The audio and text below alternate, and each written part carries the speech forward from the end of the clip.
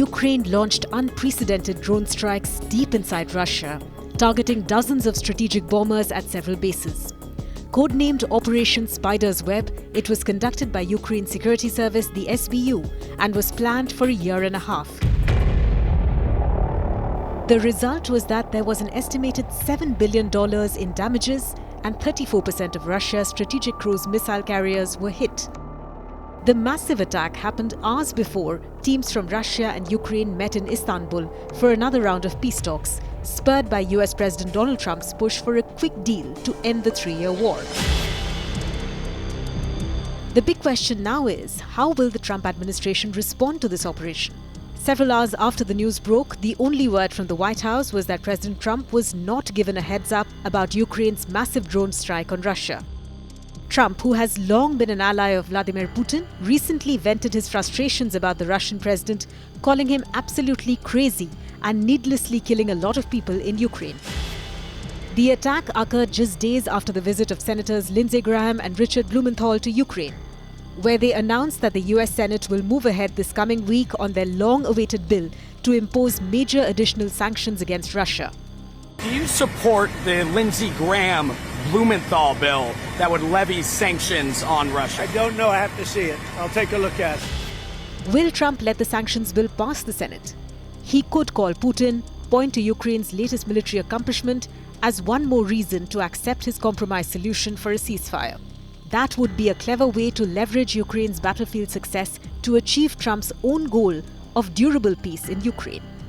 Following the attack, US Secretary of State Marco Rubio told Russian Foreign Minister Sergei Lavrov that both sides needed to engage in direct talks to achieve a lasting peace.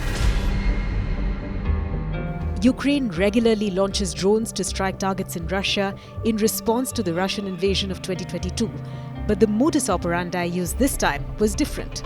Ukrainian intelligence agents launched 117 attack drones from trucks that were covertly placed near Russian air bases, some of them in Siberia, thousands of kilometers from Ukraine.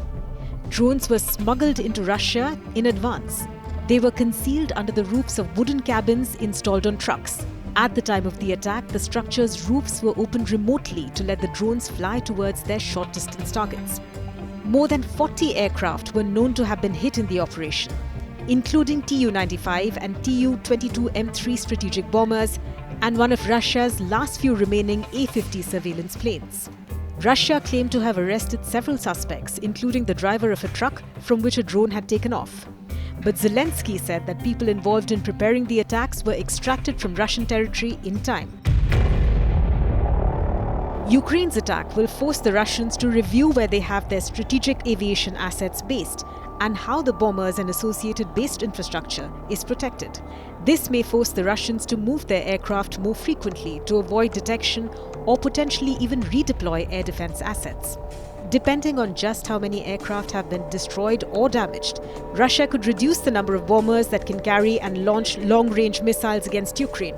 Degrading Russia's means to launch these missiles is crucial to Ukraine's protection of its people, infrastructure, and overall war efforts. It will also have a massive influence on Ukrainian morale for both civilians and soldiers. When Ukraine is being pummeled by hundreds of Russian drones almost on a daily basis, people want to see counterpunches. And as peace negotiations take place in Istanbul, Zelensky is signaling that Ukraine remains in the fight and has a big say in any negotiations between Trump and Putin.